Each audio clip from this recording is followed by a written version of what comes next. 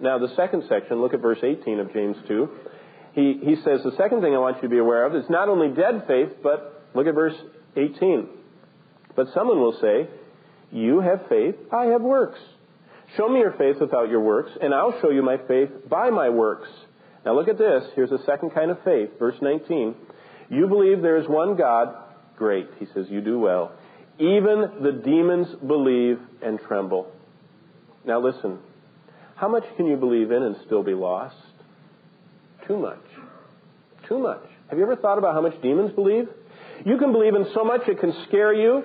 It can make you shake, and it still doesn't save your soul. James introduces the damning demon faith. James wanted to shock his complacent readers, so he used demons as an illustration. And I want to share with you a little bit of what Satan and his demons believe, okay? I mean, I think we might accept some of them into membership if we didn't know who they were. Listen, number one, they believe in the literal creation because they sang and watched God do the work of fashioning the heavens, it says in Job. I mean, they're literal creationists. They believe all that. They saw it happen. Secondly, they believe in the literal Adam and Eve because Satan himself tempted them in the garden, as it says in 2 Corinthians 11:3. They believe in the global flood because they were there trying to mess up the human race, and God had to destroy the whole world and start over with Noah, as it says in Jude verse 6. Fourthly, they believe in the literal Exodus. They saw all the miraculous plagues, they witnessed the Exodus, and they were working the whole time through the Egyptian magicians trying to mess up God's plan. So they believe in all that. They believe in all 10 of the plagues. They saw it all happen. They saw the water split. They saw the people go through. They saw the Egyptians drown. They believe all that. They believe in the historicity of Job because they afflicted him. In fact, they struck him, Satan did, with boils and caused a lot of havoc in his family. Sixthly, they believe in the historicity of Daniel because the magicians were filled with envy and tried to destroy him because Daniel was filled with the power of the real God, and they were powered by the demons. Most of all, the demons believe in Jesus Christ. They believe in his virgin birth. They believe in his virtuous life. They believe in his ministry. They believe in his deity. They know about his work on Calvary and believe all that because at every step of the way, when confronted by Christ, they confessed him. Just for you to note, in fact, if you put your finger here, look at Mark chapter 1, verse 24. I want to show you some. I mean, these would be great testimonies if they weren't coming out of the mouths of these fiends from the pit. I mean, what wonderful words these people say. It says in Mark chapter 1, verse 24, let us alone. What do we have to do with you, Jesus of Nazareth? Did you come to destroy us?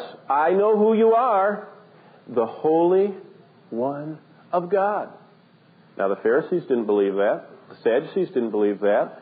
A lot of the religious Jews didn't believe that. The demons believed that. They said, Jesus is God come in the flesh. They knew that. They believed that.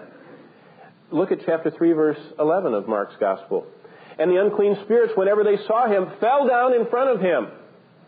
I mean, they even knew how to get into the position of worship. I mean, there was no lack of reverence with these demons. I mean, they just fall down in front of him. They're inside the bodies of humans. And they would cry out to him, saying, you are the Son of God. There's no denial of his deity. There's no denial of his incarnation. There's no denial of his holy and virtuous life. In fact, Satan was right there trying to, as soon as Christ was conceived and Mary was on her way, he was starting the plan to get Christ murdered. Who do you think inspired Herod to kill all the babies around Bethlehem? Satan, the murderer from the beginning. Look at chapter 5 of Mark's Gospel. Here's another confession. And we could go all the way through all the Gospels. I'm just going to do Mark this morning. Mark 5:7. And they cried out with a loud voice and said, what have I to do with you, Jesus, Son of the Most High God? I implore you by God that you do not torment me. Most High God, possessor and creator of the heavens and earth. Jesus was the judge. Don't torment me. Don't come and we know who you are. You're the judge. You're the Son of the Most High. Great theology. In fact, Jesus never slights the demons' theology. They understand the Bible, but they believe it. They don't agree with it, but they believe it. They know it's true. On our way back to James, look at Acts 19:15.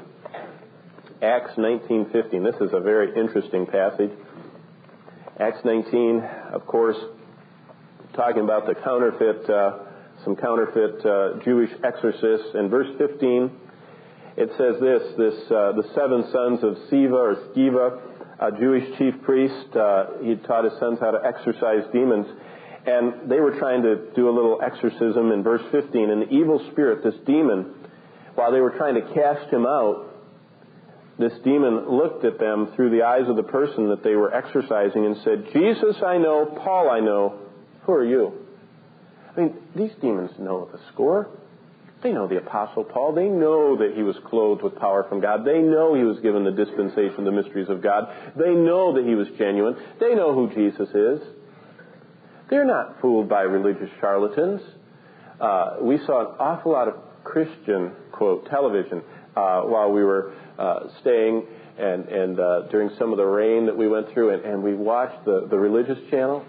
I don't think the demons would be impressed with those. They knew that those people are fake, a lot of the stuff that goes on. These demons are not dumb. They have a good theology. They just are not converted. Back to James, because not only does he talk about dead faith in 2:14 to 17, demon faith in 18 and 19, but then he introduces the genuine article as living faith, starting in verse 20, or there's one clever Bible teacher that he makes everything rhyme, and he calls this section dynamic faith. I like to call it living faith, because dynamic, sometimes people equate that with having a great personality.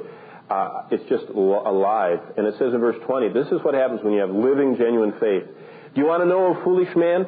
Faith without works is dead. Here's some living faith, verse 21. Wasn't Abraham our father justified by works when he offered Isaac his son on the altar? You see, the faith prompted him to proper responses. Verse 22, do you see faith was working together with his works? And by works, faith was made perfect.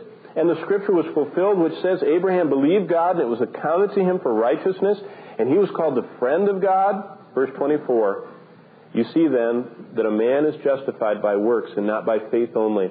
Likewise, was not Rahab the harlot also justified by works when she received the messengers and sent them out another way? For as the body without the spirit is dead, so faith without works is dead also.